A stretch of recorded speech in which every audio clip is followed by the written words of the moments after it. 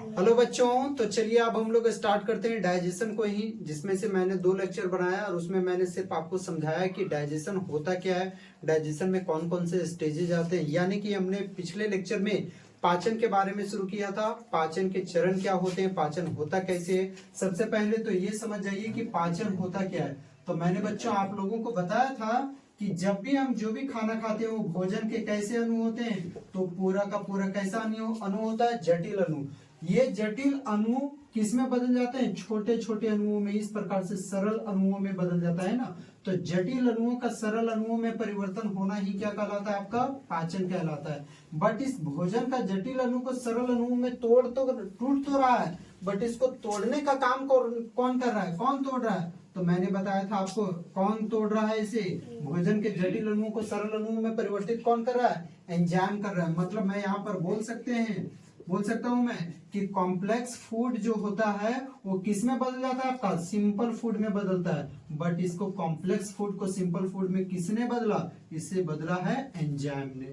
अब बच्चा मैंने आपको बताया था कि एंजाइम को कौन बनाता है, तो हमारे शरीर का एक्सोक्राइन ग्लैंड बनाता है। याद रखिएगा कौन सा ग्लैंड, एक्सोक्राइन, यानी कि बहिस्रावी ग्रंथि बनाती है, बहिस्रावी ग्रंथि। देखिए क्या होता है, पाचन क्या होता है, तो भोजन के जटिल अणुओं का सरल अणुओं में रूपांतरण होना क्या कहलाता है, पाचन। अब इस पाचन को करवाने का काम कौन करता है, एंजाइम। एंजाइम किसके बने होते हैं, प्रोटीन के बने होते हैं, ठीक है। उसके बाद फिर एंजाइम का स्रावन कौन करता है, तो एंजाइम का स्रावन बहिस्रावी ग्रंथि, अंग्रेजी में मैं इसे क्या बोलूंगा, एक्सोक्राइन ग्लैंड। तो अब हम लोग इसको थोड़ा सा और आगे हम बढ़ा रहे हैं, इसको और आगे से पढ़ा रहे हैं, ठीक है।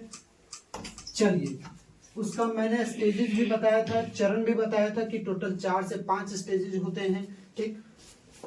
अब यहाँ पर हम लोग पढ़ेंगे आगे ही उसी का, मैं ये लेक्चर नंबर 3 उसी को मैं कंटिन्यू कर रहा हूँ, डाइजेस्टिव सिस्टम। लेक्चर थोड़ा लंबा जाएगा बच्चा, बट हाँ समझने में आपको अच्छा लग जाएगा, समझने में अच्छा लगेगा आपको पाचन तंत्र। अब समझिए डाइजेस्टिव सिस्टम, जो ह्यूमन बॉडी का डाइजेस्टिव सिस्टम होता है वो 2 भागों में बटा होता है। कितने भागों में बटा होता है, 2 भागों में। पहला नंबर पर हो गया आपका एलिमेंट्री कैनाल, एलिमेंट्री कैनाल बोलेंगे, हिंदी में इसे हम लोग कहेंगे आहार नलिका, आहार नलिका। अब बच्चा नाम से ही पता चल रहा है आहार नलिका, यानी कि वैसा नली जिसमें आपका क्या रहेगा, भोजन रहेगा, उसे हम लोग कहेंगे आहार नलिका, यानी कि एलिमेंट्री कैनाल कहेंगे। और सेकंड नंबर पर भोजन को जो पचा रहे हैं, तो उस पचाने वाले का कुछ ना कुछ तो ग्लैंड होगा ना, तो उस ग्लैंड को हम लोग कहेंगे डाइजेस्टिव ग्लैंड, यानी कि हम लोग बोलेंगे पाचन, हिंदी में पाचन ग्रंथियां।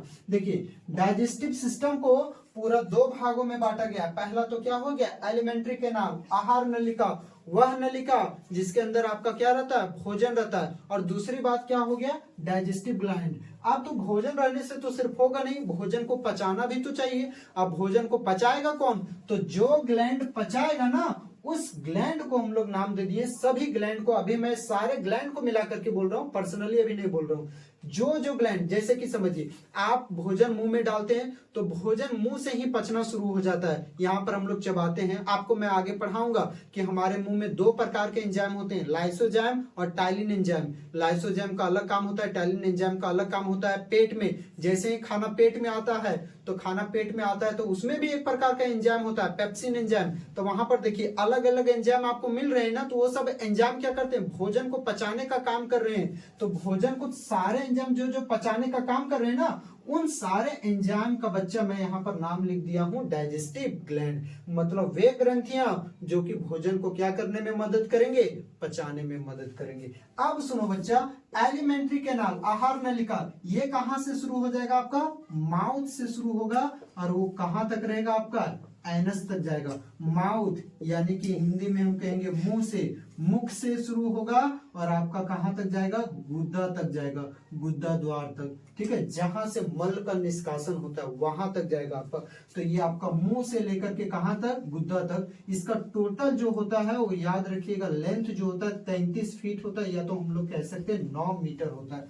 तो यहाँ से पेपर में बनने वाला सवाल क्या आ गया कि एलिमेंट्री कैनाल की कुल लंबाई बताइए, यानी कि आहार नलिका की लंबाई बताइए। तो टोटल कितना, 33 फीट, और या तो मीटर में उसको कन्वर्ट करेंगे तो 9 मीटर। समझ में आ रहा है, एक आदमी का औसतन लंबाई तो 5 5 फीट 6 फीट होता है, बट हमारे जो आहार नलिका होता है, मैं भी 5 फीट 5.5 फीट हूँ, बट जो यहाँ पर जो आहार नलिका है, आहार नलिका कहाँ से शुरू हो रहा है, जहां पर भोजन, जहां जहां भोजन जा रहा है वही सब आपका क्या हो गया, आहार नलिका।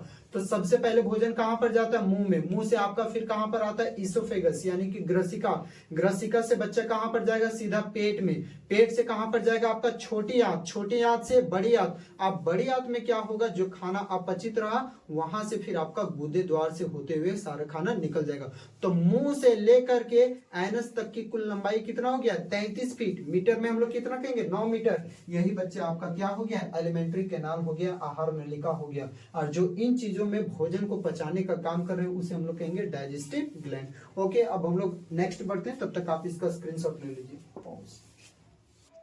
चलिए बच्चा, तो मैंने बताया था कि डाइजेस्टिव सिस्टम कितने हिस्सों में बटा होता है सर, 2 हिस्सों में बटा होता है। पहला तो हो गया आपका एलिमेंट्री कैनाल, दूसरा आपका हो गया पचाने वाले जो डाइजेस्टिव जो भी ग्रंथियां होते हैं, डाइजेस्टिव ग्लैंड यानी कि पाचन ग्रंथियां, पाचक ग्रंथियां हो गया।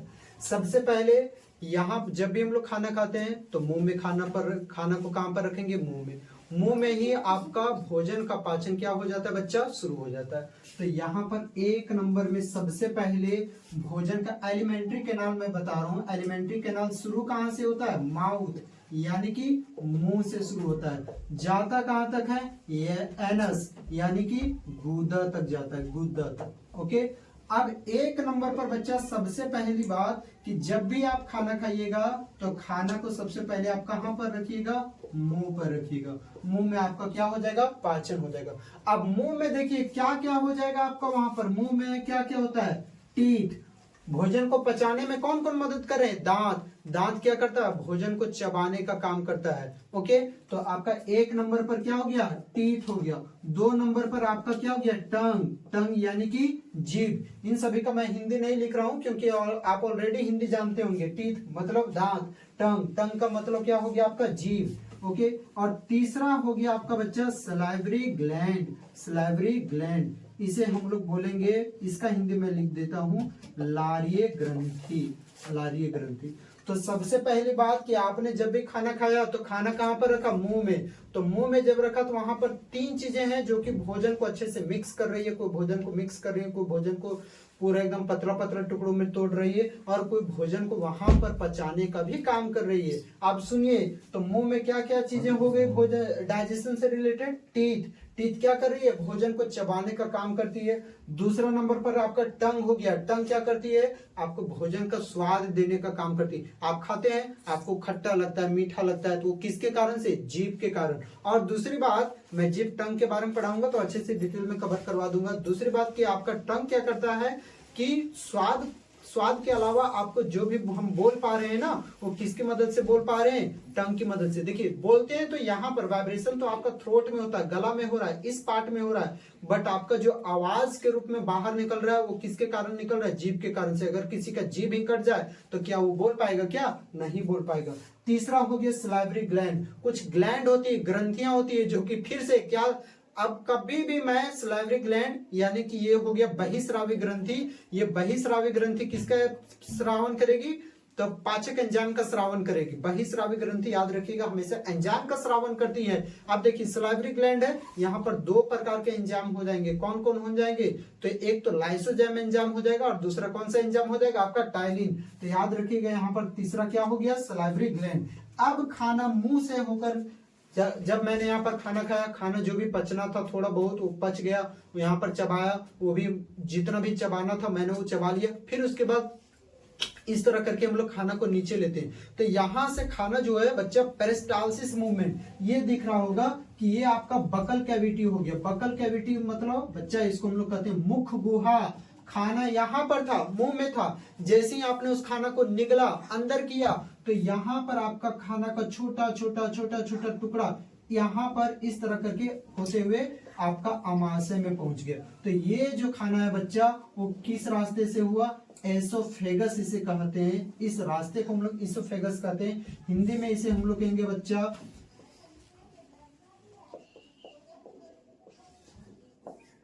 ग्रसिका। क्या कहेंगे इसे हिंदी में? ग्रसिका कहेंगे, या तो भोजन नलिका भी कहते हैं। ईसोफेगस बोलिए या तो आप फूड पाइप भी बोल सकते हैं। ग्रसिका बोलिए या तो ईसोफेगस बोलिए या तो आपका क्या, आप क्या बोल सकते हैं? फूड पाइप भी बोल सकते हैं। तो यहाँ पर क्या होता है, याद रखिएगा, हमारे डाइजेस्टिव सिस्टम के एक ऐसा हिस्सा जहां पर भोजन का पाचन नहीं होता है, तो यहाँ पर जो आपका फूड पाइप है, ये जो रास्ता दिख रहा है, ये जो रास्ता दिख रहा है ना, इस रास्ते में भोजन का पाचन बिल्कुल भी नहीं होता है। इसमें होता क्या है, जो भी आप खाना खाएं बच्चा, इस तरह करके पेरिस्टालसिस मूवमेंट के द्वारा, कर्मांकुंचन गति के द्वारा सीधा वो खाना आपका किस में उतर जाता है? ये आपका अमाशय में, यानी कि पेट में जाता है उतर।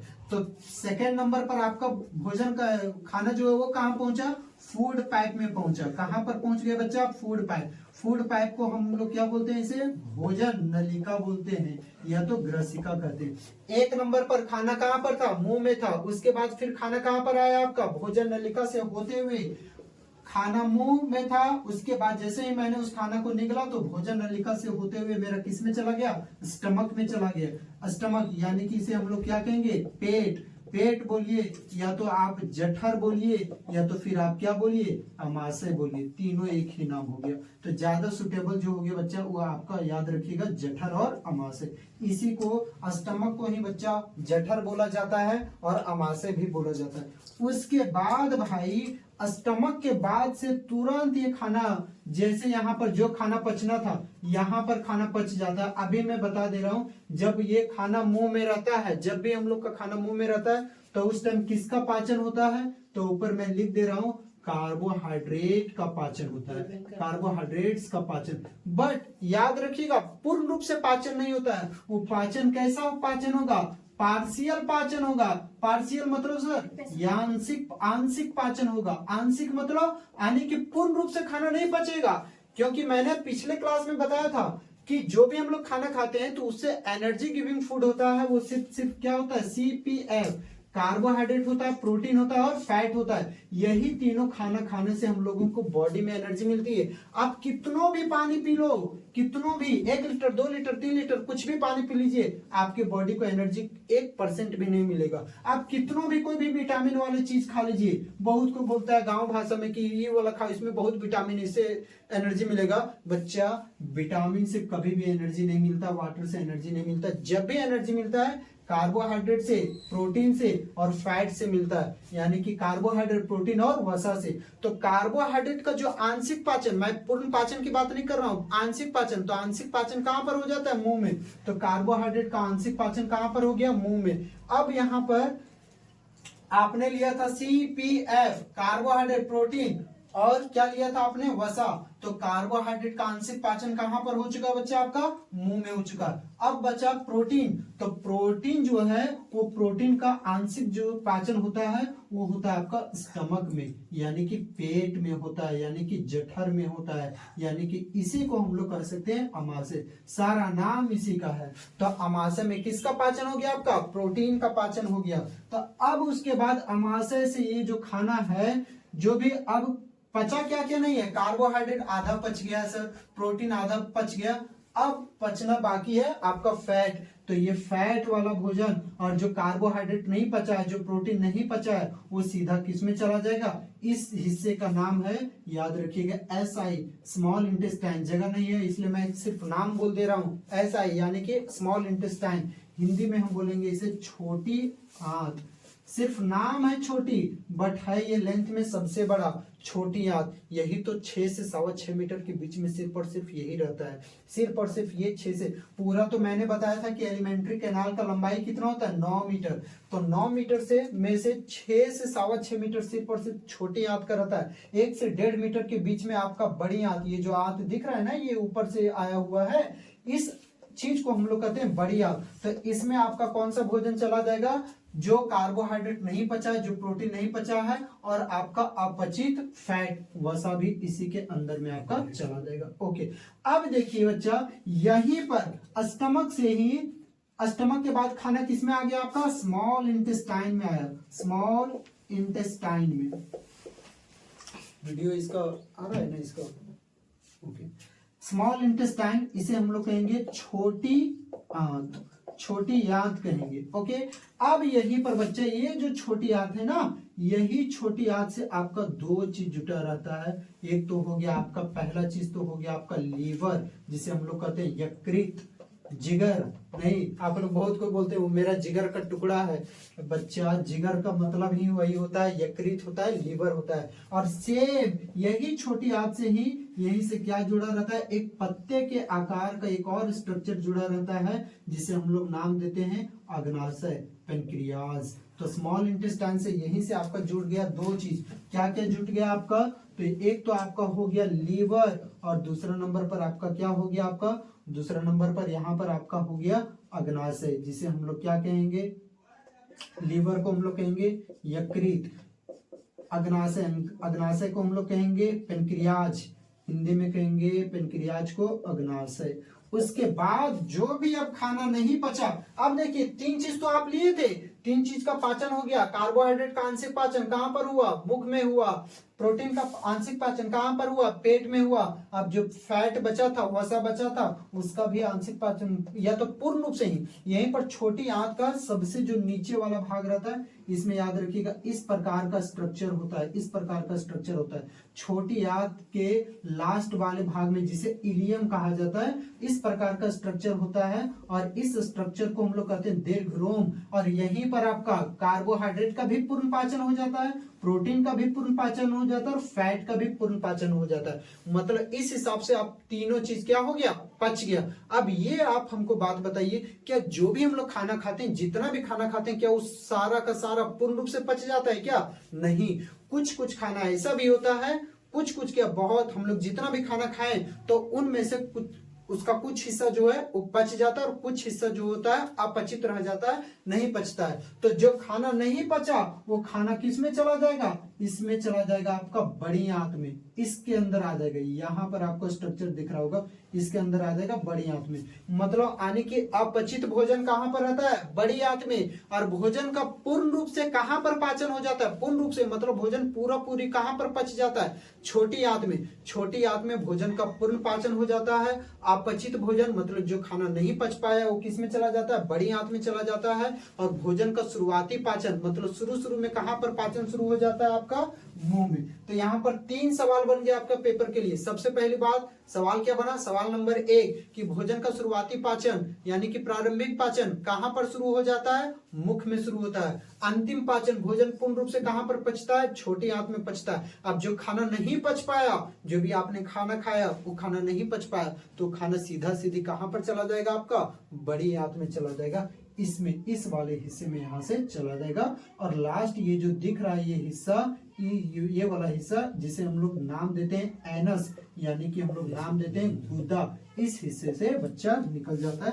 तो 5 नंबर पर आप लोग क्या लिखिएगा, एनस। एनस यानी कि गुदा, गुदा से खाना क्या हो जाता है, निकल जाता है। तो ये हो गया आपका डाइजेस्टिव सिस्टम का एक कंप्लीट ओवरव्यू। अब हम लोग एक एक पार्ट को अच्छे से पढ़ेंगे कि माउथ क्या होता है, माउथ में टीथ क्या है, टंग क्या है, सलाइवरी ग्लैंड क्या है, फूड पाइप क्या है, स्टमक क्या है, स्मॉल इंटेस्टाइन क्या है, सॉरी एक मिनट, स्मॉल इंटेस्टाइन के बाद यहाँ पर लार्ज इंटेस्टाइन होगा, माय मिस्टेक। लार्ज इंटेस्टाइन यानी कि हिंदी में कहेंगे बड़ी आंत। और फिर बड़ी आंत में उसके बाद खाना कहां पर चला जाएगा, आपका एनस के द्वारा बाहर, यानी कि गुदा के द्वारा ये बाहर। तो टोटल कितने स्टेज हो गए पाचन में, 6 स्टेज। पहला तो खाना कहां पर रहा, माउथ में। माउथ से जैसे ही मैंने खाने को निगला, तो निगलते समय यहाँ पर पेरिस्टालसिस मूवमेंट से होते हुए, यानी कि पेरिस्टालसिस मूवमेंट करते हुए खाना ग्रसिका से होते हुए सीधा कहां पर उतर जाएगा, आपका स्टमक में उतर जाएगा, पेट में उतर जाएगा। पेट के बाद पेट में यहाँ पर किसका पाचन होगा, प्रोटीन का पाचन होगा। क्या पूर्ण रूप से पाचन होगा, नहीं, पूर्ण रूप से पाचन नहीं होगा। उसके बाद फिर खाना कहां पर चला जाएगा, स्मॉल इंटेस्टाइन में। स्मॉल इंटेस्टाइन में जो भी आपका कार्बोहाइड्रेट पूर्ण रूप से नहीं पचा था, प्रोटीन पूर्ण रूप से नहीं पचा था, और फैट तो बिल्कुल नहीं पचा था, तो इन तीनों का पूर्ण रूप से कहां पर पाचन हो जाएगा, छोटी आंत में पाचन हो जाएगा। उसके बाद जो खाना नहीं पच पाया वो सीधा कहां पर भेज दिया जाएगा, आपका लार्ज इंटेस्टाइन में भेज दिया जाएगा। और उसके बाद फिर एनस के द्वारा उसे हम क्या करेंगे, एक्सक्रिएट कर देंगे, मतलब बाहर निकाल देंगे। ओके, आप जल्दी से इसका स्क्रीनशॉट ले लीजिए, मैं आगे बढ़ता हूं।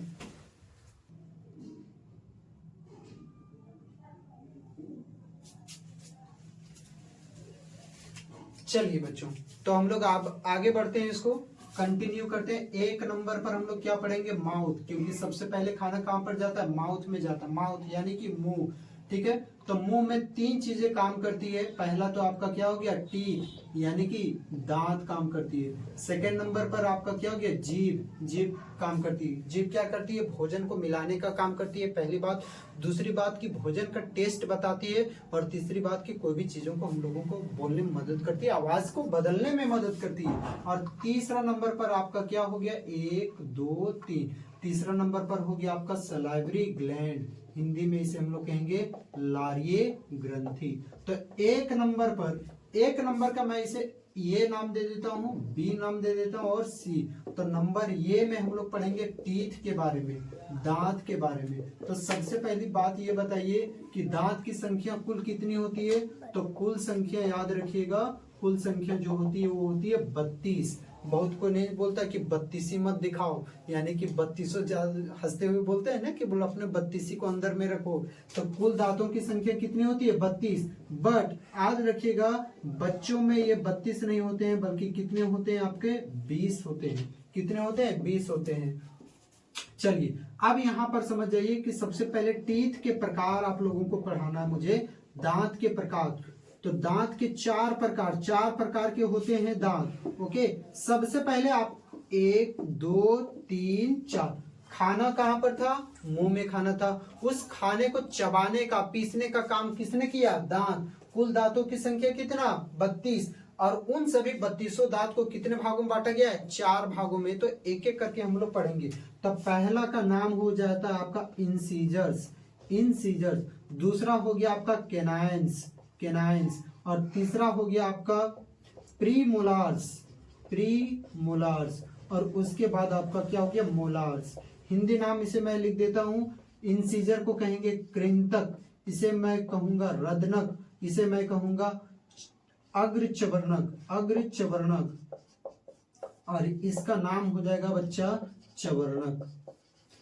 तो क्या क्या नाम हो गया, कृंतक, 1 नंबर पर कृंतक, 2 नंबर पर रदनक, और 3 नंबर पर अग्रचवर्णक, और 4 नंबर पर चवर्णक। सबसे पहले आपका दांत कहां पर लोकेट होता है, ये दिख रहा है, ये माउथ का हिस्सा। अब ये इस हिस्से को देखो, तो दांत दो जगह है, एक तो ऊपर में है और एक नीचे में है। यानी कि आपके मुंह के जस्ट ऊपर में है, ये आपका मुंह वाला भाग हो गया, और फिर इधर क्या हो गया, नीचे में है। तो इसे मैं बोलूंगा ऊपरी जबड़ा, जबड़े में, और दूसरा कहां पर है, निचला जबड़ा। तो 2 जबड़ों में होता है दांत, एक तो ऊपरी जबड़ों में हो गया और दूसरा कहां पर, निचले जबड़े में हो गया। तो टोटल देखिए, इंसीजर ऊपरी जबड़े में इंसीजर का कितना दांत होगा, 1 2 3 4 दांत, और निचले जबड़े में भी कितना होगा, 1 2 3 4 दांत होगा। Smiling teeth, okay, smiley. तो चार दांत जो है, जैसे कि जब भी हम लोग स्माइल देते हैं तो देखिएगा 4 दांत आपको नजर आएगा, ये हंसते समय। तो हंसते समय आपका कितना दांत हो गया, 4, 1 2 3 4 ऊपर, और 1 2 3 4 नीचे। तो 4 ऊपर और 4 नीचे, मतलब कुल कितने दांत हो गए इसमें, कुल 8 दांत हो गए। और ये दांत का क्या काम है, सिर्फ हंसने का काम है क्या, नहीं। कोई भी चीज को हम लोग काटते हैं, जैसे कि सेव है बच्चा, तो सेव को हम लोग खाते हैं। कुछ भी हम लोग, कोई भी चीज को जब भी हम लोग खाते समय काटते हैं, तो उस चीज को काटने में कितने दांत काम आते हैं, ऊपर के 4 दांत और नीचे के 4 दांत। तो टोटल कितने, 8 दांत। इसका क्या काम होता है, तो इसे मैं थोड़ा सा पिक्चर को मैं इरेज कर रहा हूँ, मिटा रहा हूँ इसमें। खैर इसका कोई काम नहीं है इस पिक्चर का भी। अब चलिए, कुल कितने दांत हो गए, 8। इसका क्या काम है, भोजन को काटना, मतलब इसका काम होता है काटने में। किस में काम आता है ये, काटने में। इंसीजर कुल कितने हो गए, 8 में से 4 कहां पर रहेंगे, ऊपर, 4 कहां पर रहेंगे, नीचे। ठीक, तो 4 ऊपर 4 नीचे, मतलब कुल हो गए 8। इसका उपयोग किस में होता है, चीजों को काटने में होता है, और इसी को हम लोग कहते हैं स्माइलिंग टीथ भी कहते हैं, स्माइलिंग टीथ। ओके, याद रखिएगा, स्माइलिंग टीथ। आप जो हंस रहे हैं, स्माइल कर रहे हैं, वो आपका किस में हो गया, ये इंसीजर में आ गया कृंतक। 2 नंबर पर हो गया बच्चा रदनक। ओ रदनक। आप समझिए रदनक का क्या काम आता है। कई लोगों का देखिएगा कि जो 1 2 3 4, इन चारों दांत के जस्ट बगल में एक इधर और एक इधर, इस साइड में अगल बगल में एक नुकीला दांत होता है, एकदम से नुकीला दांत कुछ इस प्रकार से होगा। आप देखिएगा कुछ इस प्रकार से नुकीला दांत, ओके, ऐसे ऐसे, ठीक है, इस प्रकार से नुकीला दांत होता है। ये नुकीला दांत क्या करता है, कोई भी चीज को चीरने में मदद कर रहा है। कृंतक का काम हो गया चीजों को काटना, चीजों को काटने में मदद कौन करता है, कृंतक। जबकि अगर कोई चीज को चीरना है, उसे हम लोग देखिएगा कतारी हो गया, तो कतारी हम लोग चीर के खाते हैं, तो उस प्रकार से उस टाइम कौन सा दांत काम आता है, कैनाइन्स। ये कुल कितने होंगे, तो बच्चा देख लो इधर, एक ऊपर एक इधर, ऊपर में ही 2 हो गया, एक बाया एक दाहिना साइड में, 1 2 3 4, तो कुल ये कितने हो गए, 4। इसका उपयोग किसमें होता है, चीरने में होता है इसका उपयोग। आगे हम लोग चलते हैं प्री। चलिए बच्चा, तो हम लोग कहाँ तक पढ़ चुके हैं, कैनाइन्स तक पढ़ चुके हैं। अब नाम आता है प्रीमोलर, हिंदी में इसे कहेंगे अग्रचर्वनक। तो ये कितना होगा, तो 2 बायां साइड और 2 दाहिना साइड। याद रखिएगा बायोलॉजी में उल्टा होता है, जो दायां होता है वो बायां हो जाता है और जो बायां होता है वो दायां हो जाता है। अभी मैं लिख रहा हूं तो ये हिस्सा जो दिख रहा है ये क्या हो गया, दायां, बट इसे बायोलॉजी में हम लोग क्या कहेंगे, लेफ्ट कहेंगे। ये हिस्सा आपका क्या हो गया, दायां हो गया, बट इसे बायोलॉजी में हम लोग कहेंगे बायां। और ये जो हिस्सा हो गया मेरा वो बायां हो गया, इधर का हिस्सा बायां हो गया, तो बायोलॉजी में हम लोग इसे कहेंगे दायां। तो बायोलॉजी में जो दायां रहता है वो बायां बन जाता है और जो बायां रहता है वो क्या बन जाता है, दायां बन जाता है। तो ये कितना हो गया, 2 ऊपर रहेंगे, मतलब 2 इधर 2 इधर, तो 2 और 2 4, फिर इसी तरह से 2 इधर और 2 इधर रहेंगे, 4। तो 2 और 2 4 और 4 नीचे, तो कितने हो गए, ये भी कुल संख्या में कितने हो गए, 8 हो गए। इसका उपयोग किस में होता है, तो याद रखिएगा इसका उपयोग होता है भोजन को चबाने में। याद रखिए, ये हम लोग खाना खा रहे हैं तो यहाँ से चबा रहे हैं, ये वाला हिस्सा इस हिस्से से चबा रहे हैं। टोटल कितने हो गए यहाँ पर, 8, 2 इधर 2 इधर, इस तरह करके 2 2 2 2 इधर 2 इधर, तो 2 और 2 4, 4 2 6 और 2 8। तो इस तरह करके चबाने में काम आते हैं। अब बाकी जो बच्चा मोलर, अब मोलार्स जो होंगे बच्चा, वो कुल मिलाकर कितना हो जाएगा, 12 हो जाएगा, जो कि भोजन को पीसने में या तो चबाने में काम आते हैं। अब यहाँ पर बहुत लोगों को लगेगा कि बोल भाई ये तो चबाने में यहीं पर काम आ जा रहा है। नहीं, याद रखिएगा प्री मोलर और मोलर का काम एक ही होता है, भोजन को चबाना और पीसना। तो अब आप गिन लीजिए, टोटल 8 4 12, 12 और 8 20, 20 और 12, टोटल कितने हो गए, 32 दांत हो गए। इस प्रकार से दांतों की संख्या होती है। तो कुल दांतों की संख्या कितना हो गया, 32। 32 में से दांत को कितने भागों में बांटा गया, 4। कौन कौन, कृंतक, रदनक, अग्रचर्वनक, चवर्नक, इंसिजर, कैनाइन्स, प्रीमोलार्स, मोलार्स। कृंतक को हम लोग क्या कहेंगे, ये किसमें काम देता है, काटने में। कुल संख्या में कितने, 8 मतलब आने की क्या हो जाएंगे, ये 4 ऊपर और 4 नीचे। इसे ही हम लोग स्माइली टीथ कहते हैं या तो हंसने वाले दांत कहते हैं। कैनाइन्स यानी कि रदनक, कुल कितने होंगे, 4 होंगे। ये किसमें काम देते हैं, चीरने में। ये जो नुकीला होता है, जो भी ज्यादा मांस वगैरह खाता है, मांसाहारी जो होते हैं, खास करके आप शेर वगैरह के देखिएगा तो कैनाइन्स उसका जो होता है, यानी कि जो चीरने वाला दांत होता है, बहुत ज्यादा नुकीला होता है। उसके बाद अग्रचवर्नक में आते हैं। अग्रचवर्नक का कुल संख्या 8 और उसके बाद चवर्नक का कुल संख्या 12। इस तरह करके हो गए ना आपके टोटल 32 दांत। अब हम लोग आगे बढ़ते हैं, तब तक आप इसे स्क्रीनशॉट ले लीजिए। अब चलिए बच्चा, तो हम लोग देखते हैं टीथ। मैंने यहाँ पर आपको बताया था कि टीथ 4 प्रकार के, कौन कौन, इंसिजर, कैनाइन, प्रीमोलर, मोलर यानी कि कृंतक, रदनक, अग्रचवर्नक और चवर्नक। उसके बाद आते हैं कि टीथ जीवन में कितने बार आते हैं, तो याद रखिएगा दांत, आपने सुना होगा कि दांत हमेशा जीवन में 2 बार आते हैं। एक होता है दूध का दांत, बहुत कोई बोलता है कि दूध का दांत टूटा भी नहीं है इसका, तो दूध का दांत होता है, पहले तो दूध का दांत हो गया, दूसरा एक अस्थायी दांत हो गया, तो इसे हम लोग कहेंगे मिल्क टीथ। और दूसरा का नाम क्या हो जाएगा बच्चा, आपका परमानेंट टीथ हो जाएगा, परमानेंट टीथ। यानी कि इसे मैं बोलूंगा दूध का दांत, और ये क्या हो गया, अस्थायी दांत हो गया, अस्थायी दांत। तो दूध का दांत कितना होता है संख्या में, 20, और ये कितने होते हैं, 12। तो 20 दांत ऐसे होते हैं जो जीवन में कितने बार आते हैं, जीवन में 2 बार आते हैं, 2 बार आते हैं। लेकिन अब ये जो होंगे वो जीवन में कितने बार आएंगे, तो जीवन में सिर्फ और सिर्फ 1 बार आते हैं, सिर्फ 1 बार आते हैं। एक बार आते हैं। अब बच्चे यहाँ पर ध्यान दीजिएगा कि जब भी ये जीवन में सिर्फ एक बार अगर ये दांत टूटा तो गया, कहानी खत्म।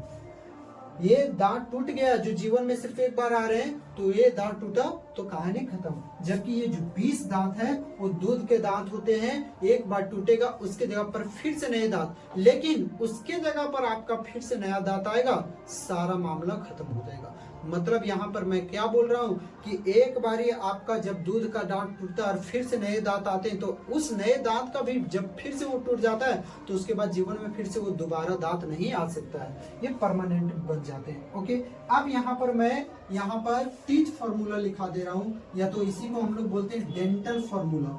डेंटल फार्मूला यानी कि मैं इसे बोलूंगा दंत सूत्र। ठीक है, दांत का सूत्र क्या होता है? तो एडल्ट के लिए, एडल्ट यानी कि एक वयस्क व्यक्ति के लिए, वयस्क व्यक्ति के लिए क्या होता है? याद रखिएगा 2 1 2 3। सबसे पहले तो समझो यहाँ पर कुछ इस प्रकार से मैं बांट दे रहा हूँ, incisor, canine, premolar, molar, incisor, canine, premolar, molar, incisor, canine, premolar, molar, incisor, canine, premolar, molar. क्या हो गया यहाँ पर? 2 1 2 3 2 1 2 3 2 1 2 3 2 1 2 3। ये आपका क्या हो गया? इंसीजर। इधर कितने रहेंगे? 2। इधर कितने रहेंगे? ये आपका क्या हो गया? ये का निचला जबड़ा, तो ये ऊपरी जबड़ा, निचला जबड़ा। अब ऊपरी जबड़ा में भी क्या हो गया? एक बायां साइड और दूसरा दायां साइड, एक बायां साइड दूसरा दायां साइड, तो 2 और 2 4, 4 2 6 और 2 8, तो इंसीजर कितने हो गए? 8। उसी प्रकार से केनाइन्स का देखिए, तो केनाइन 1 और 1 2 3 और 1 4, तो केनाइन्स कितने हो गए? 4 हो गए। प्रीमोलर का देखते हैं, प्रीमोलर का कितना हो गया? 2 और 2 4, 2 6 और 2 8। उसके बाद मोलर का देखते हैं, 3 और 3 6, 3 9 और 3 12। आपके हो गए ना 32 दांत। तो ये किसके लिए फॉर्मूला आता है? तो ये फॉर्मूला एडल्ट के लिए है। ओके, अब यहाँ पर देखिएगा थोड़ा सा, इसी को मैं सिंपलेस्ट वे में लिख दे रहा हूँ, 2 1 2 3 बटे 2 1 2 3 इंटू 2। अब कुछ मैथ वाले ज्ञानी नहीं बनिएगा कि सर ये तो कट गया बाकी कुछ बचा नहीं। बच्चे ये तो आपका फॉर्मूला हो गया, 2 1 2 3 अपॉन 2 1 2 3 मल्टीपल 2। ये हो गया वयस्क लोगों के लिए दंत सूत्र हो गया। ओके, चलिए, ये तो एडल्ट के लिए क्या हो गया फॉर्मूला? 2 1 2 3 बटे 2 1 2 3 इंटू 2, है ना? कैसे आया मैंने आपको करके दिखा दिया। अब यहाँ पर हम लोग चाइल्ड के लिए देखते हैं, बच्चों के लिए दंत फार्मूला क्या होता है? Child dental formula. बच्चों में एक प्रकार का दांत जो होता है वो बिल्कुल ही नहीं होता है। अभी यहाँ पर क्लियर हो जाएगा आपका। इसका हो जाएगा 2 1 0 2 अपॉन 2 1 0 2। आप उसी तरह करके इसको भी देख लीजिएगा, मल्टीपल 2। अभी चलिए मैं कर दे रहा हूँ। ये हो गया आपका दांत, ये मुंह का हिस्सा हो गया, यहाँ से हो गया ऊपरी जबड़ा और ये क्या हो गया? निचला जबड़ा। इसे मैं फिर से, ये बायां भाग दाहिना भाग, बायां भाग दाहिना भाग, incisor, canine, premolar, molar, incisor, canine, premolar, molar, incisor, canine, premolar, molar, incisor, canine, premolar, molar. अब यहाँ पर कितना हो जाएगा? ये 2, ये भी 2, ये भी 2, ये भी 2। उसके बाद ये 1 1 1 1। अब देखिए बच्चों में याद रखिएगा, प्री मोलर के जो दांत होते हैं अग्र चवर्ण के, वो बिल्कुल एब्सेंट होते हैं। याद रखोगे, ये बिल्कुल मोस्ट इंपॉर्टेंट है। तो मैं यहाँ पर स्टार कर दे रहा हूँ और ये क्या हो जाएगा आपका 2 2 2 2। तो इसका फॉर्मूला क्या बन गया? 2 1 0 2 अपॉन 2 1 0 2 मल्टीपल 2। ये आपका चाइल्ड के लिए डेंटल फॉर्मूला हो गया। यानी कि इससे अब सवाल क्या आ सकता है?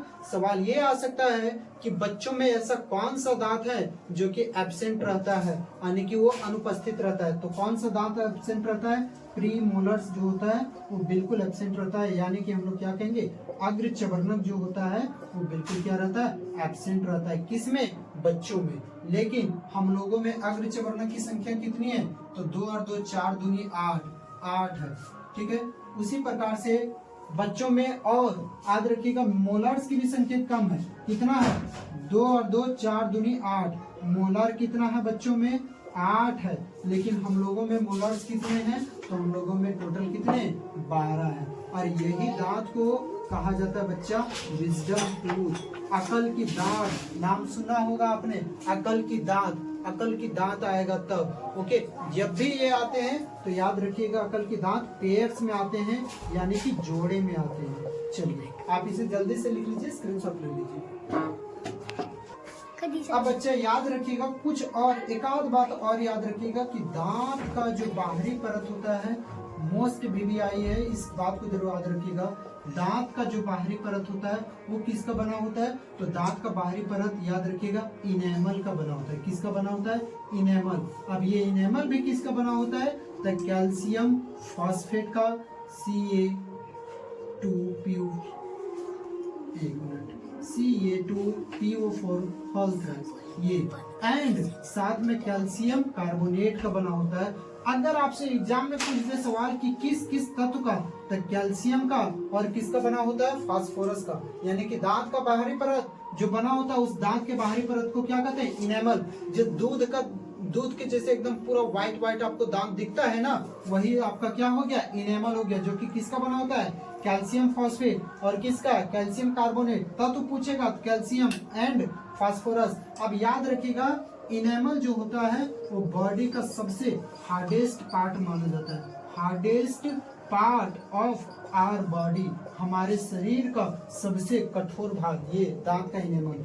अब इसमें बोलेगा कि इसमें पानी की कितनी मात्रा होती है, तो याद रखिएगा बच्चा हमारे दांत का जो इनेमल वाला हिस्सा है उसमें पानी की मात्रा बिल्कुल भी नहीं होती। सेकंड नंबर पर अब आते हैं हम लोग, यहाँ पर इसका बी नंबर होगा ना, बी नंबर। दांत तो हमने पूरा कंप्लीट कर दिया, आप अच्छे से देख लीजिएगा एक बारी। उसके बाद हम लोग आते हैं जीभ पर। तो जीभ का टोटल लेंथ कितना होता है? तो याद रखिएगा लेंथ जो होता है वो 10 सेंटीमीटर होता है। पूरा का पूरा जीभ किससे मिलकर बना होता है? क्या हड्डी होता है जीभ में? क्या नहीं, तो पूरा मांसपेशीय अंग है। शरीर का एक ऐसे अंग का नाम बताइए जो कि पूरा मांसल अंग होता है, मतलब मांस से ही मिलकर के बना हुआ है। तो आपका क्या हो गया? जीभ हो गया। याद रखिएगा क्या बोलेंगे हम लोग उसे? जीभ बोलेंगे। उसके बाद लेंथ कितना होता है? 10 सेंटीमीटर। इसका कार्य क्या होता है? तो कार्य इसका एक नंबर पर भोजन को मिलाना, भोजन को मिलाने का काम करता है। ठीक है।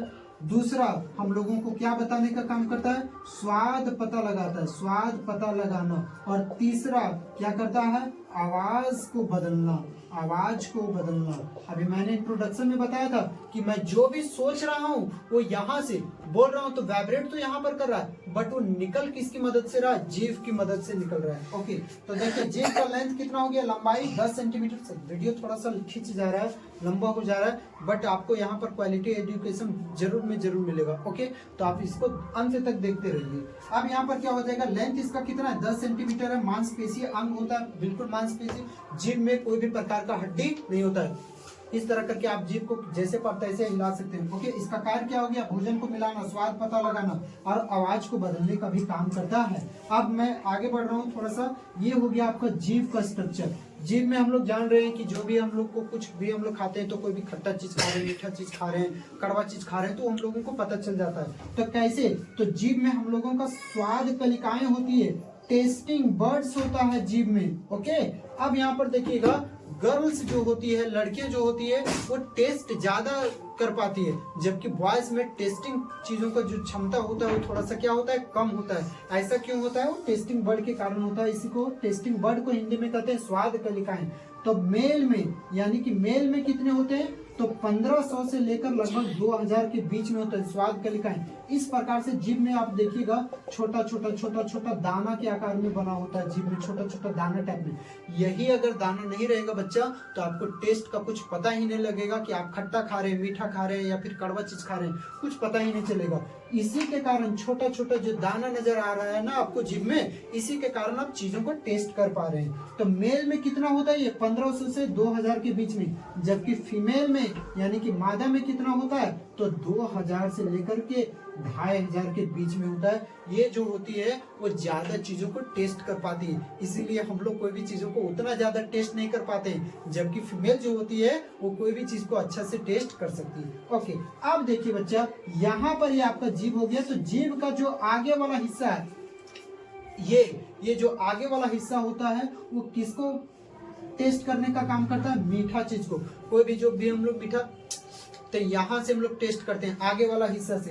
अब ये जो हो गया किनारे वाला हिस्सा, एक किनारे वाला हिस्सा, तो इन दोनों हिस्सा का नाम, इन दोनों हिस्सा जो होता है वो नमकीन टेस्ट करवाता है, नमकीन टेस्ट। ओके, सॉल्टी चीजों को, यानी कि यहाँ पर हम लोग कहेंगे सॉल्टी, कोई भी जैसे कि हम लोग कुछ भी खाते हैं इस तरह करके, तो जो भी सॉल्टी वगैरह होता है वो कहाँ से, जीभ के किनारे किनारे वाले हिस्से से। और ये जो बच्चा, ये जो आपका हो गया, ये आपका क्या हो गया, अब यहाँ पर हम लोग देखते हैं सॉर टेस्ट, ये जो हिस्सा हो गया ये सॉर टेस्ट करवाता है, यानी कि खट्टा चीजों को। और ये जो जीभ का जो लास्ट वाला हिस्सा है यहाँ पर, ये आपका बीटर टेस्ट करवाता है, बीटर यानी कि कड़वा टेस्ट। ओके, तो देखिए जीभ तो हो गया इतना छोटा बस, बट उसमें भी स्वाद कलिकाएं होती जो कि टेस्ट को हम लोगों को फील करवाती है। अब वहां पर अलग अलग स्वाद कलिकाएं होती जो कि अलग अलग टेस्ट को फील करवाती है। जैसे कि जीभ का बाहरी हिस्सा, ये वाला जो हिस्सा हो गया वो आपको किसका टेस्ट करवाएगी, मीठे चीजों का। जो किनारे किनारे वाला हिस्सा हो गया ये आपको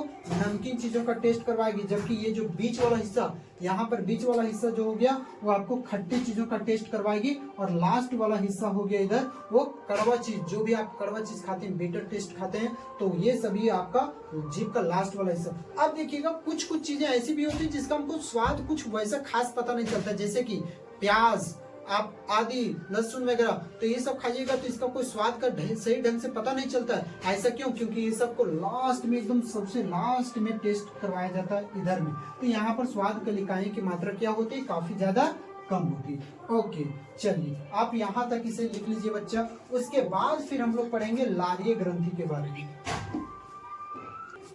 चलिए बच्चा, तो अब हम लोग पढ़ते हैं सलाइवरी ग्लैंड के बारे में, यानी कि लारीय ग्रंथि के बारे में। सबसे पहले लारीय ग्रंथि क्या करेगी, तो यह मुंह में क्या बनाने का काम करेगी, मुंह में लार बनाती है, लार बनाती है। इसका पीएच मान याद रखिएगा, पेपर में सवाल आता है, पीएच मान 6.5 से लेकर के 6.8 के बीच में होता है। यहाँ पर क्या हो गया, लारीय ग्रंथि क्या बनाने का काम कर रही है, लार बनाने का काम कर रही है। 6.5 से 6.8 के बीच में इसका पीएच मान होता है। और बच्चा क्या आपको पता है कि ये जो हमारा लार है वो, इसका ये जो हमारा लार है वो एक दिन में कितना लीटर निकलता है लार, तो एक दिन में याद रखिएगा, बहुत ही इंटरेस्टिंग सा फैक्ट है, एक दिन में 1 से लेकर के 1.5 लीटर तक हमारे मुंह में लार बनते हैं। तो मुंह में यहाँ पर इंपॉर्टेंट क्या हो गया आपका, कि लारीय ग्रंथि क्या बनाने का काम कर रही है, लार बनाने का काम कर रही है। लार का पीएच मान कितना होता है, 6.5 से 6.8, यानी कि इसको मैं बोल सकता हूँ कि इसका प्रकृति कैसा होता है, लार का अम्लीय प्रकृति की होती है। और एक दिन में कितना लार बन जाता है, ये जो लार बन रहा है ना हमारे मुंह में, नहीं बोलता है कि उसको ये चीज देख करके मेरा लार टपक रहा है। ओके, तो यहाँ पर जो लार हो रहा है तो एक दिन में कितना बनता है, 1 से लेकर के 1.5 लीटर पर डे बनता है आपके मुंह में लार। ओके, अब यहाँ पर बच्चा याद रखिएगा कि लारीय ग्रंथि, यानी कि ये जो ग्रंथि है वो 2 प्रकार का एंजाइम बनाती है, 2 प्रकार का एंजाइम। पहला तो हो गया लाइसोजाइम, लाइसोसोम नहीं, लाइसोजाइम। और दूसरा हो गया अमाइलेज, अमाइलेज कहते हैं, या तो सलाइवरी अमाइलेज बोलेंगे, पूरा बोलिएगा सलाइवरी अमाइलेज, क्योंकि अमाइलेज आगे चल के आपको आएगा, उस टाइम कंफ्यूजन हो जाएगा। सलाइवरी अमाइलेज बोलिएगा, या तो इसे हम लोग कहते हैं टाइलिन, पी साइलेंट है। ओके, इसे मैं क्या बोलूंगा, टाइलिन एंजाइम बोलूंगा मैं। अब यहाँ पर हम लोग समझते हैं लारीय ग्रंथि कितना एंजाइम बनाएगी, 2।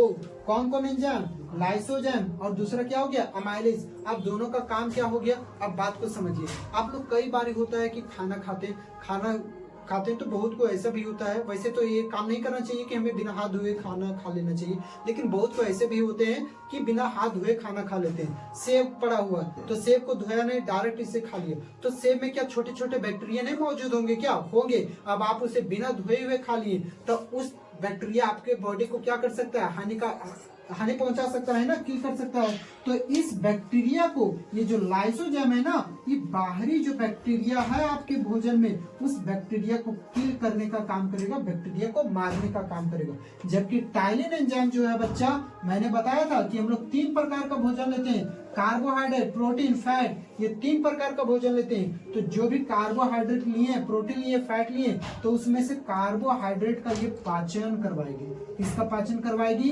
कार्बोहाइड्रेट्स का पाचन करवाएगी। बट कैसा पाचन, आंशिक पाचन करवाएगी, पूर्ण रूप से पाचन नहीं करवाएगी। एक बार फिर से हम लोग रिवाइज कर लेते हैं एक बार। लारीय ग्रंथि क्या करती है, हमारे शरीर में, हमारे मुंह में क्या बनाती है। लारीय ग्रंथि कहाँ पर रहता है, मुंह में प्रेजेंट रहता है, पहला चीज।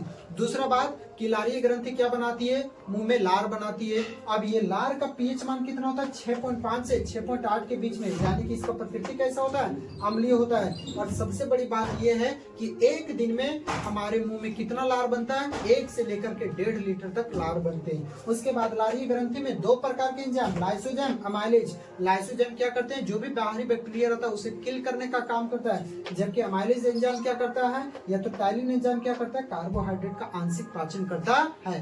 अब आपने बच्चा कार्बोहाइड्रेट लिया था, प्रोटीन और फैट, तो कार्बोहाइड्रेट का आंशिक पाचन हो गया। अब यहाँ पर आपका मुंह वाला हिस्सा हो गया खत्म। अब खाना कहाँ आएगा, आपका ग्रसिका में आएगा, भोजन नलिका में आएगा। तो यहाँ पर आएगा किस विधि के द्वारा, कर्मांकुंचन गति के द्वारा आएगा। मतलब इस तरह करके भोजन यहाँ पर एक ऐसे दाबेगा, खाना नीचे, फिर यहाँ पर दाबेगा, फिर खाना नीचे, फिर दाबेगा, फिर खाना नीचे।